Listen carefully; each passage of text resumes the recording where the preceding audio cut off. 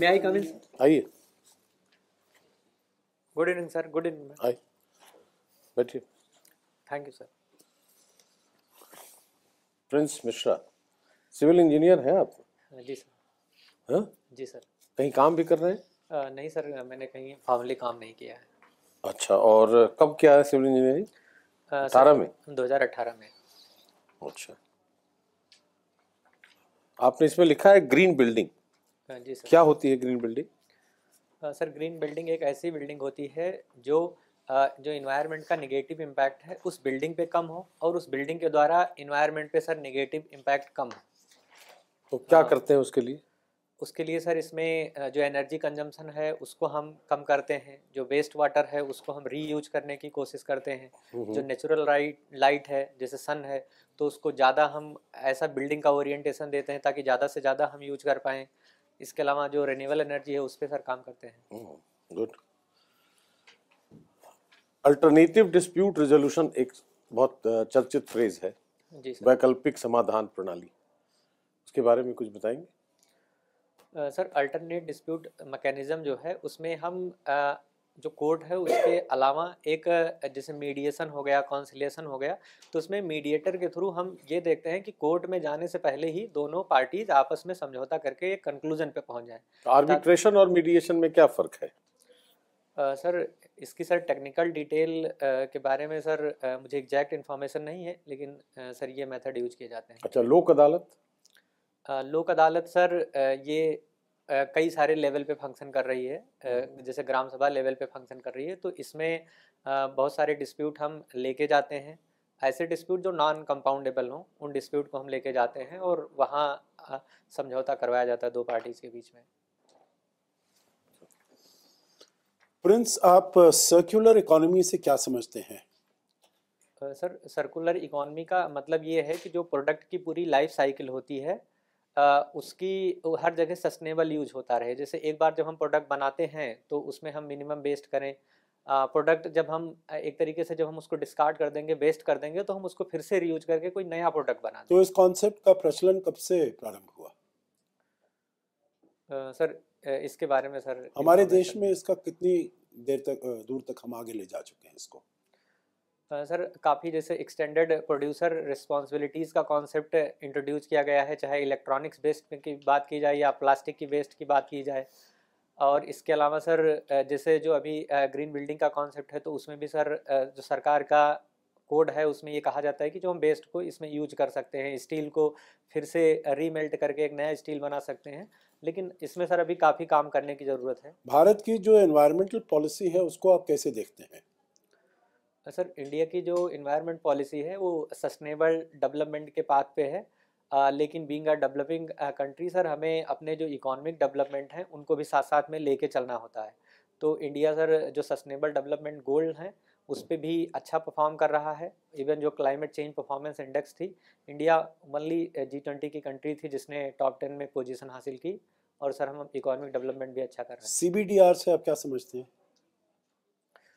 CBDR का मतलब है sir common but differentiated responsibility, जो कि United nation framework of convention on climate change का कॉन्सेप्ट है, जिसमें ये कहा जाता है कि क्लाइमेट चेंज से फाइट करने का जो बर्डन है वो सारी कंट्रीज पे है, लेकिन उनकी कैपेबिलिटी के हिसाब से है डेवलपिंग और डेवलप कंट्रीज के बीच में।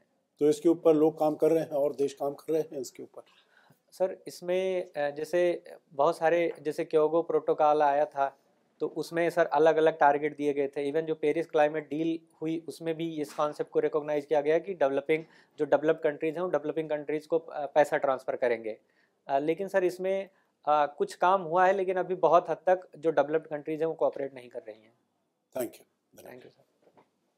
प्रिंस, आप हमको बताएं कि कौन से सोशल इश्यूज आज के ज़माने में ज़्यादा रेलेवेंट हैं? सर, सबसे पहला आपके हॉबी के संबंध में। सर सबसे पहला सर जैसे करप्शन का इशू है।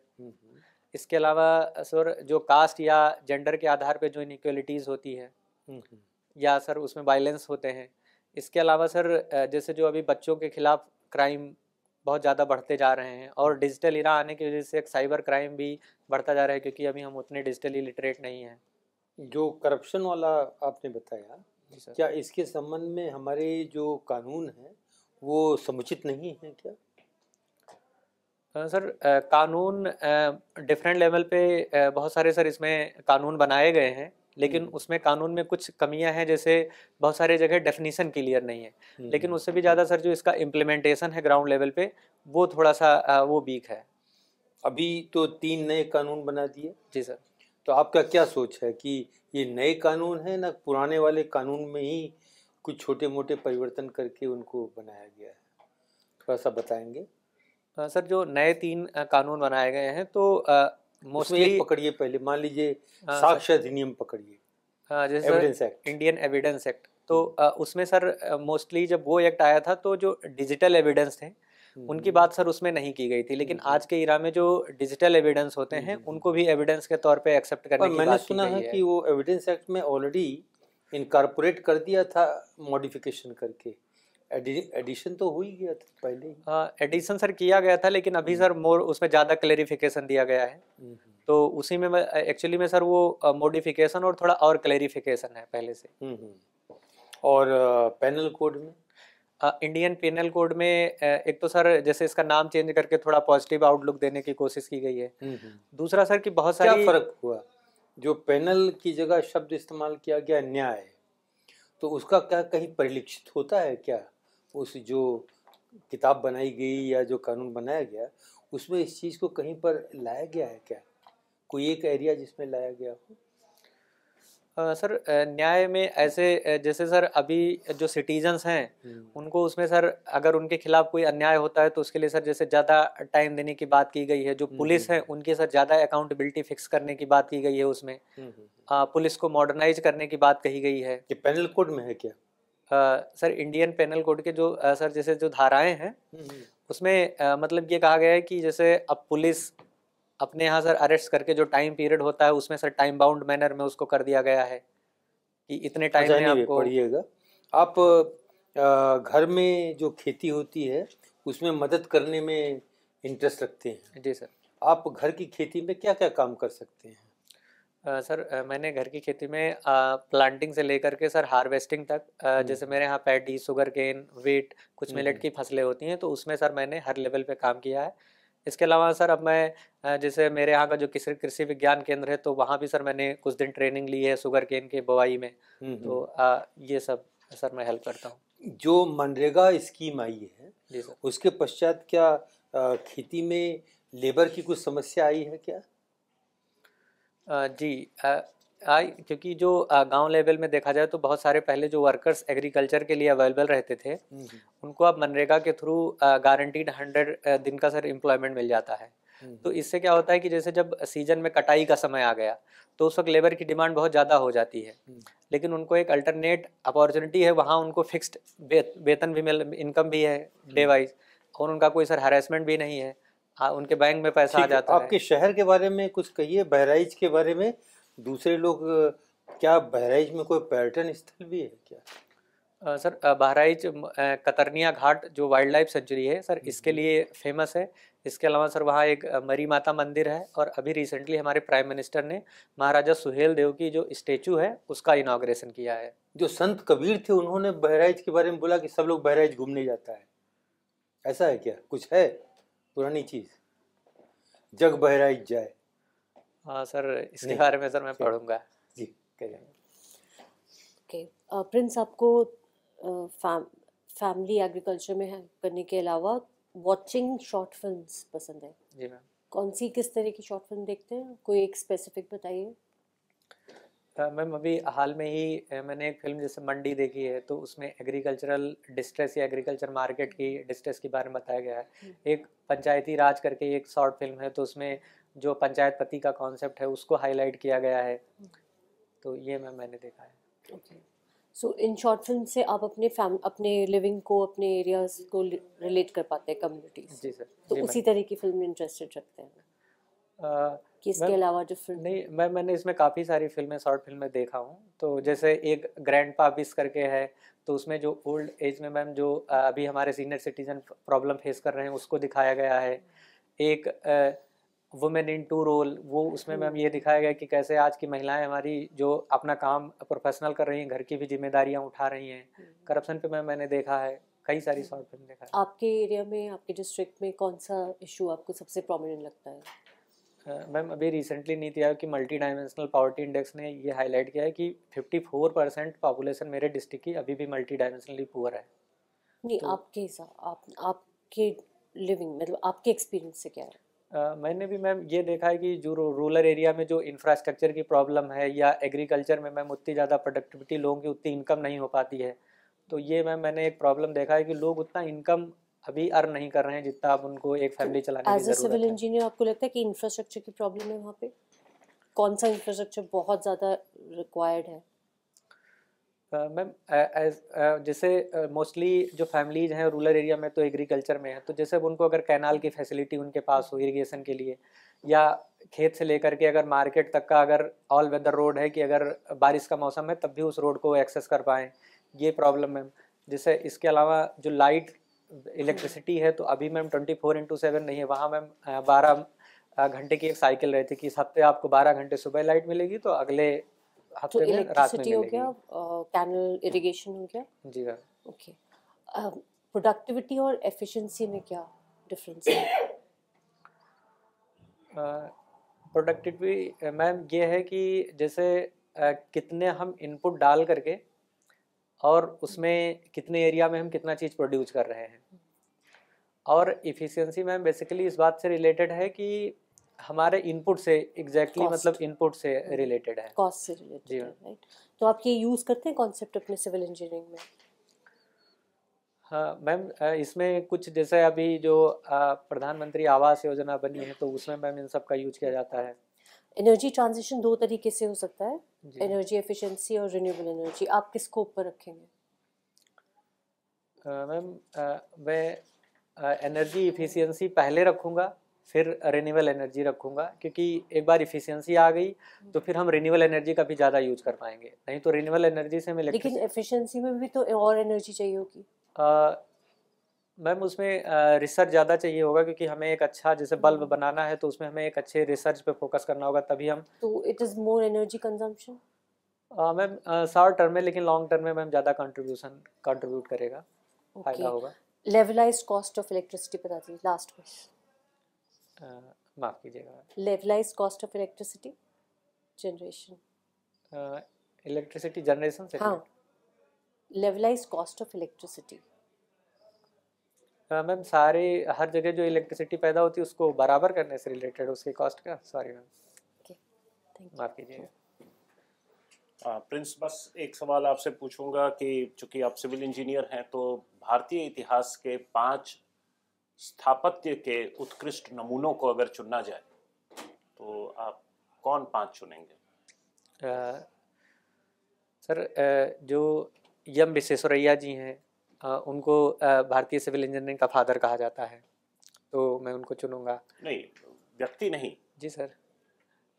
उनकी कृतियां, मतलब कोई बिल्डिंग हो जी सर। या कुछ।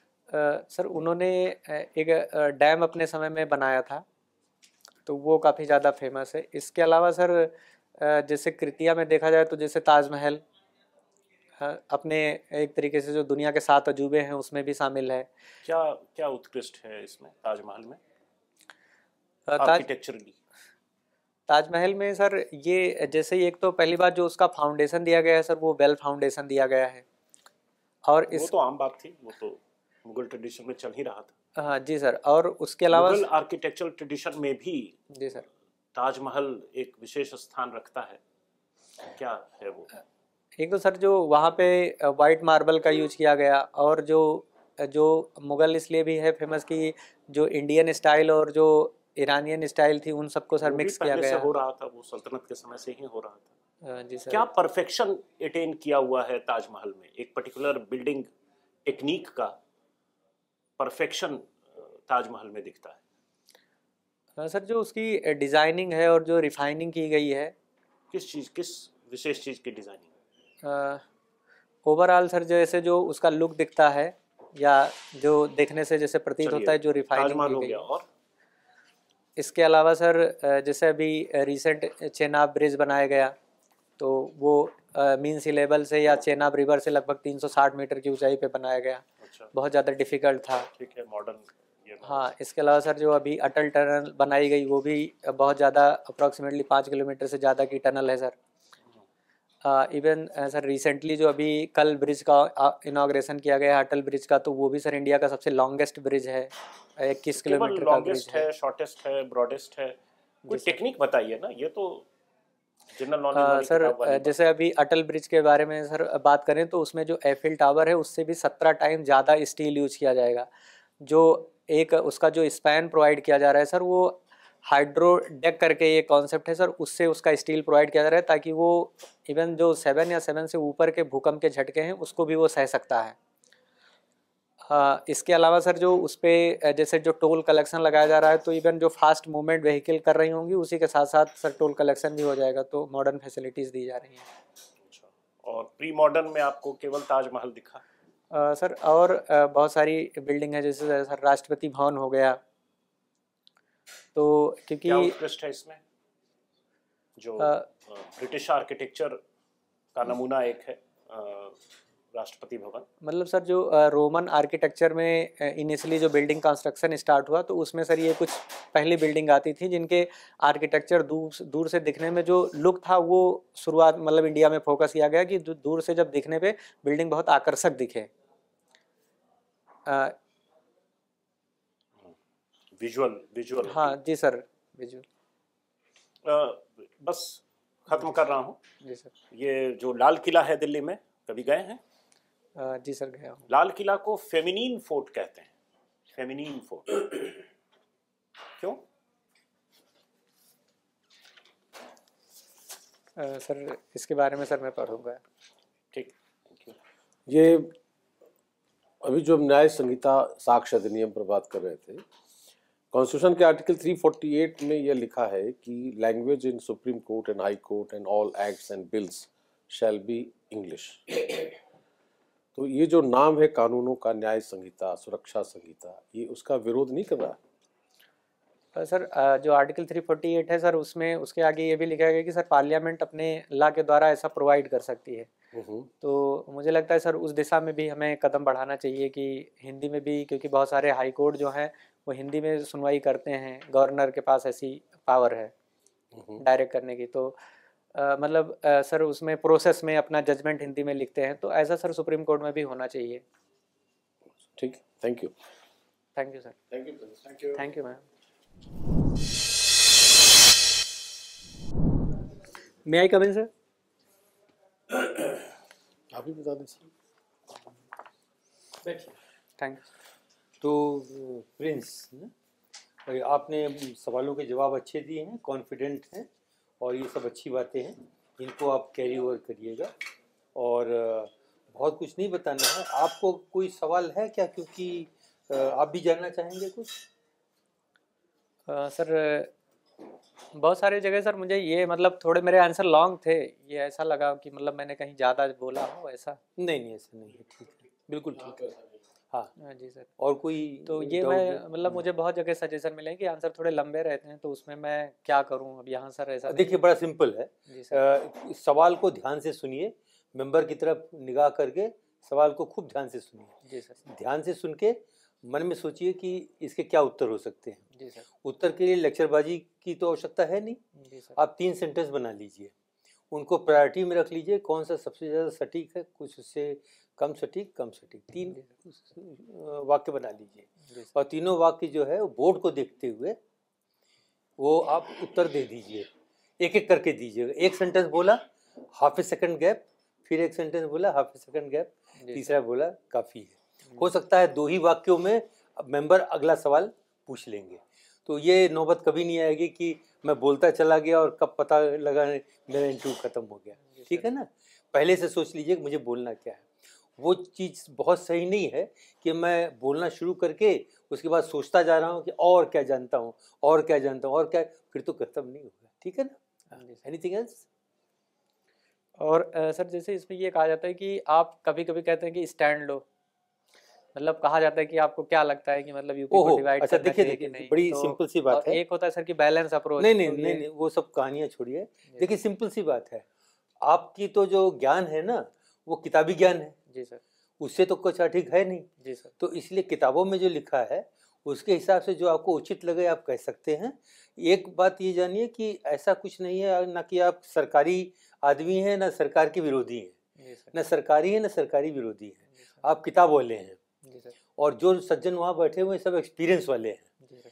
तो एक्सपीरियंस का मैच आप कभी नहीं कर पाएंगे किताब से। जी तो जो आपको अच्छा लगे वो बोलिए, कोई दिक्कत नहीं है, बिल्कुल। घबराने की बात नहीं है। लेकिन कभी झगड़ा नहीं कर लेना है, झगड़ा जो करता है उसको नंबर कम हो जाते हैं। अगर कोई मेंबर कहता नहीं ये तो ऐसे ही है, आपने कुछ स्टैंड लिया, स्टैंड लिया मैंने आपने अपना पक्ष रखा, जी। स्टैंड नहीं ले रहे, जी सर। आप पक्ष रख रहे हैं। जी जी। उसके बाद मेंबर बोलता है नहीं ये तो ऐसे है, चुप, ठीक है। उसके बाद आपको बोलने की जरूरत नहीं, अगर 2 सेकंड चुप रहिएगा, चेयरमैन जो है वो किसी और मेंबर को बोलेंगे कि आप जो है शुरू कर दीजिए। जी सर। वो झगड़ नहीं लेना है, ठीक है। स्टैंड लेने का ये मतलब है। जी सर।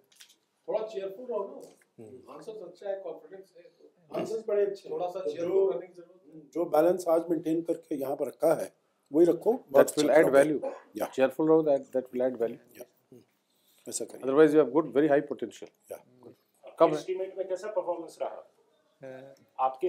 सेल्फ एस्टीमेट में, सेल्फ एस्टिमेशन में जी सर। कैसा रहा आज का परफॉर्मेंस आपका? क्योंकि सर जो जैसे 3 लाख जो मेन थे उस पे सर मैं बहुत अच्छा नहीं कर पाया, चाहे इंडियन पे भारतीय दंड संहिता या नागरिक सुरक्षा संहिता, वो अगर अच्छे से आ रहा होता तो सर। कोई बात नहीं, अभी तो इसका मतलब आपका सेंस ऑफ प्रोपोर्शन बहुत अच्छा है, तो आप अपने आप को ओवर एस्टिमेट भी नहीं करते हैं, तो आप अच्छा ही करेंगे। Otherwise we found your performance at the interview as very good. कब है इंटरव्यू?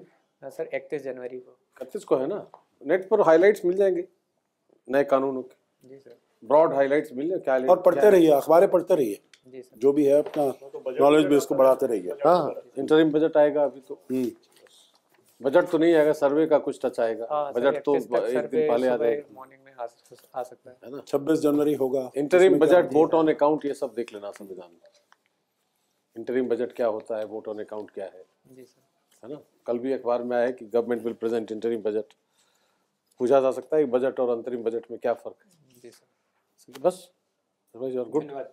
Thank you sir. चलो, all the best. Thank you, all the best.